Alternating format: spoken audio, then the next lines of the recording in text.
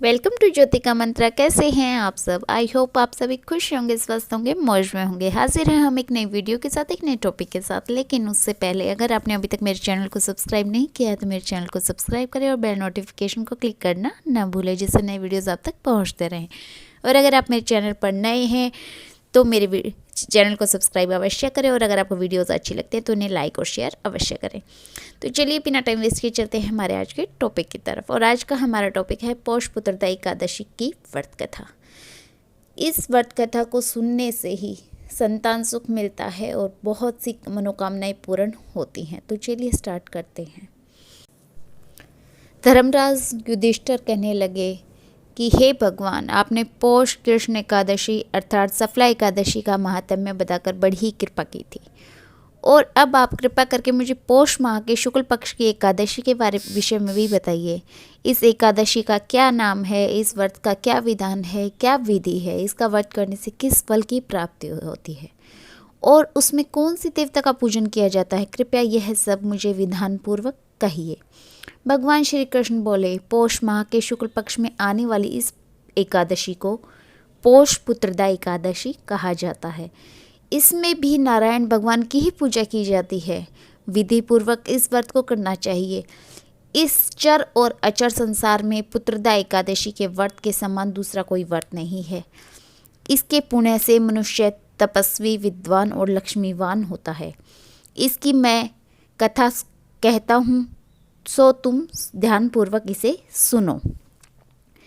भद्रावती नामक नगरी में सुकेतु मान नाम का एक राजा राज्य करता था। उसके कोई पुत्र नहीं था। उसकी स्त्री का नाम शिव्या था। वह निपुत्री होने के कारण सदैव चिंतित रहा करती थी। राजा के पितृ भी रो रो कर पिंड लिया करते थे और सोचा करते थे कि इसके बाद हमको कौन पिंड देगा। राजा को भाई, बांधव, धन, हाथी, घोड़े, राज्य और मंत्री, इन सब में से किसी से भी संतोष नहीं होता था। वह सदैव यही विचार करता था कि मेरे मरने के बाद मुझको कौन पिंडदान करेगा। बिना पुत्र के पितरों और देवताओं का ऋण मैं कैसे चुका सकूंगा।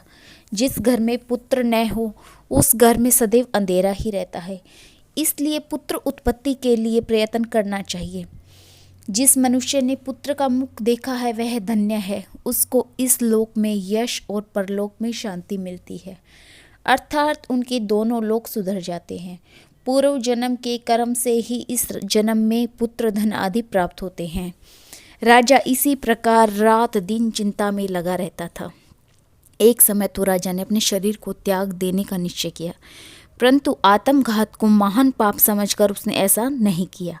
एक दिन राजा ऐसा ही विचार करता हुआ अपने घोड़े पर चढ़कर वन को चल दिया और पक्षियों और वृक्षों को देखने लगा।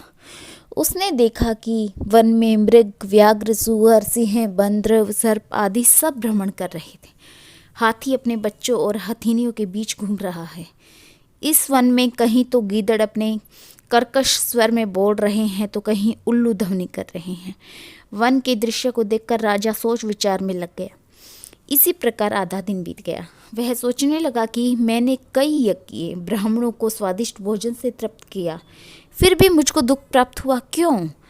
राजा प्यास के मारे अत्यंत दुखी हो गया और पानी की तलाश में इधर उधर फिरने लगा। थोड़ी दूरी पर राजा ने एक सरोवर देखा। उस सरोवर में कमल खिले थे और सारस, हंस, मगरमच्छ आदि विहार कर रहे थे। उस सरोवर के चारों तरफ मुनियों के आश्रम बने हुए थे। उसी समय राजा के दाहिने अंग फड़कने लगे। राजा शुभ शकुन समझकर घोड़े से उतरकर मुनियों को दंडवत प्रणाम करने बैठ गया। राजा को देखकर मुनियों ने कहा, हे राजन, हम तुमसे अत्यंत प्रसन्न हैं। तुम्हारी क्या इच्छा है सो कहो। राजा ने पूछा, महाराज आप कौन हैं और किस लिए यहाँ आए हैं, कृपया करके बताइए। मुनि कहने लगे कि हे राजन, आज संतान देने वाली पुत्रदा एकादशी है। हम लोग विश्वदेव हैं और इस सरोवर में स्नान करने के लिए आए हैं। यह सुनकर राजा कहने लगा, महाराज मेरे भी कोई संतान नहीं है। यदि आप मुझ पर प्रसन्न हैं तो एक पुत्र का वरदान दीजिए। मुनि बोले, हे राजन, आज पुत्रदा एकादशी है। आप अवश्य ही इसका व्रत करें। भगवान की कृपा से अवश्य ही आपके घर में एक पुत्र होगा। मुनि के वचनों को सुनकर राजा ने उसी दिन एकादशी का व्रत किया और द्वादशी को उसका पारण किया। इसके पश्चात मुनियों को प्रणाम करके महल में वापस आ गया। कुछ समय बीतने के बाद रानी ने गर्भ धारण किया और 9 महीने के पश्चात उनके एक पुत्र हुआ। वह राजकुमार अत्यंत शूरवीर, यशस्वी और प्रजापालक हुआ। श्री कृष्ण बोले, हे राजन, पुत्र की प्राप्ति के लिए पुत्रदा एकादशी का व्रत करना चाहिए। जो मनुष्य इस महात्म्य को पढ़ता है, सुनता है, उसे अंत में स्वर्ग की प्राप्ति होती है। तो ये थी हमारी पुत्रदा एकादशी की व्रत कथा। आप इसे अवश्य सुने। इसको सुनने से, सुनाने से बहुत ही लाभ होता है। तो मिलेंगे हम बहुत जल्द एक नए टॉपिक के साथ। नमस्ते। आप सभी खुश रहें, स्वस्थ रहें। मेरी ब्लेसिंग्स आपके साथ हैं।